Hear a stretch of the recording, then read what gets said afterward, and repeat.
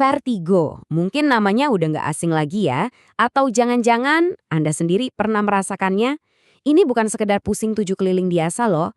Ini sensasi di mana rasanya dunia tuh jungkir balik padahal kita lagi diam. Nah, di antara banyak obat tradisional, ada dua nama yang sering banget disebut, jahe dan pegagan. Yuk kita bedah bareng-bareng, apa sih kata sains soal keduanya? Coba deh bayangin, Anda lagi duduk santai, tiba-tiba rasanya seisi ruangan miring atau bahkan muter kencang. Sensasi ini tuh nyata banget dan jelas bikin gak nyaman. Dan bisa datang gitu aja tanpa aba-aba. Nah, ini dia yang ngebedain vertigo dari pusing biasa. Ini tuh ilusi gerakan, gejala utama dari vertigo. Dan ternyata ini bukan kondisi yang langka sama sekali.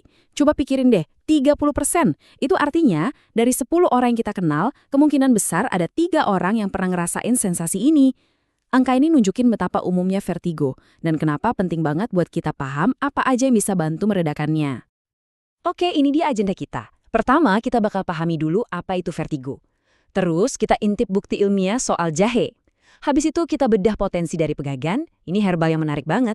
Dan terakhir, tentu kita bakal tarik kesimpulan bareng-bareng berdasarkan sains, bukan katanya-katanya. Baik, kita mulai dari bagian pertama, dunia berputar. Jadi, apa sih sebenarnya vertigo itu? Banyak banget yang masih ngira ini sama aja kayak pusing, padahal ada beda yang fundamental banget. Yuk kita luruskan definisinya. Jadi kata kuncinya itu satu, berputar. Vertigo itu ilusi gerakan. Otak kita tuh kayak dapat sinyal yang salah, seolah-olah semua di sekitar kita lagi bergerak. Seringnya sih biang keladinya itu ada di sistem keseimbangan super canggih yang letaknya di telinga bagian dalam kita. Oke, sekarang kita masuk ke solusi herbal pertama yang populer banget, jahe. Rempah yang satu ini kan udah dari zaman dulu banget dipakai buat ngatasin mual dan pusing. Pertanyaannya, klaim turun-temurun ini ada nggak sih dukungan dari bukti ilmiah modern? Mari kita selidiki. Nah, kalau kita bicara soal bukti ilmiah, ini ada tingkatannya ya. Bukti yang paling kuat itu biasanya datang dari studi yang dilakuin langsung ke manusia. Jadi, khusus buat jahe ini, kita bakal lihat langsung data dari penelitian klinis. Seberapa efektif sih jahe buat ngatasin gejala mirip vertigo? Nah, ini dia netanya. Langsung dari studi klinis tahun 2020. Peneliti mengukur mabuk perjalanan, yang gejalanya mirip banget vertigo, pakai skor MSAQ. Coba deh, perhatiin angkanya. Sebelum dikasih jahe, skor rata-ratanya tinggi, di angka 40. Setelah minum ekstrak jahe, skornya anjlok ke 26, terus 24.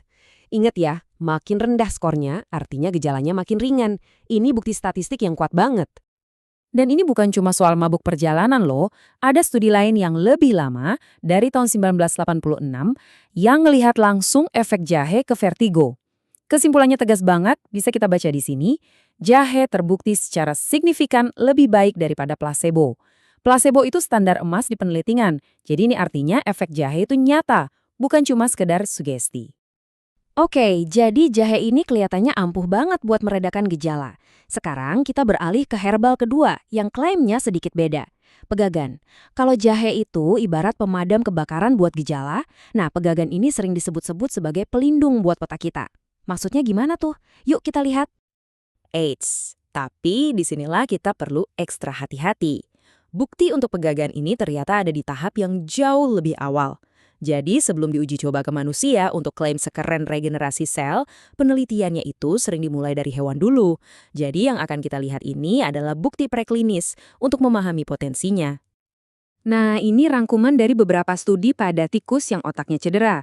Dan hasilnya, di atas kertas kelihatannya menjanjikan banget ya.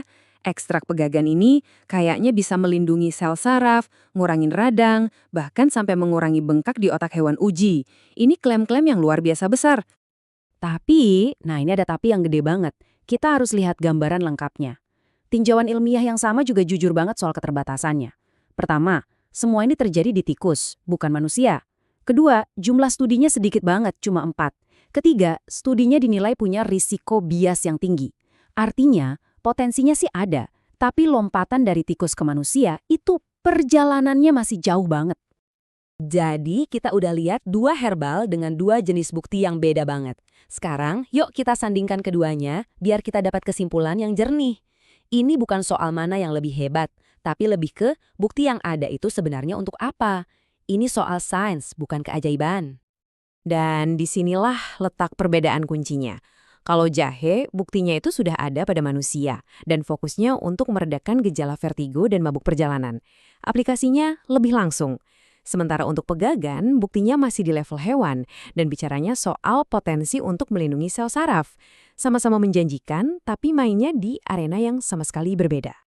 Dan inilah poin paling penting dari semua pembahasan kita.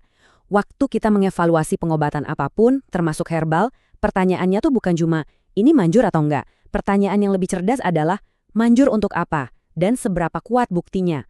Bisa membedakan jenis dan kualitas bukti, itu kuncinya. Ini jadi bikin kita mikir ya, dengan kekayaan pengobatan tradisional di seluruh dunia, kira-kira herbal atau praktek kuno apa lagi ya yang sekarang lagi ngantri untuk diuji dan dibuktikan oleh sains modern. Pertemuan antara tradisi dan riset ini kayaknya bakal jadi area yang seru banget buat kita pantau terus ke depannya.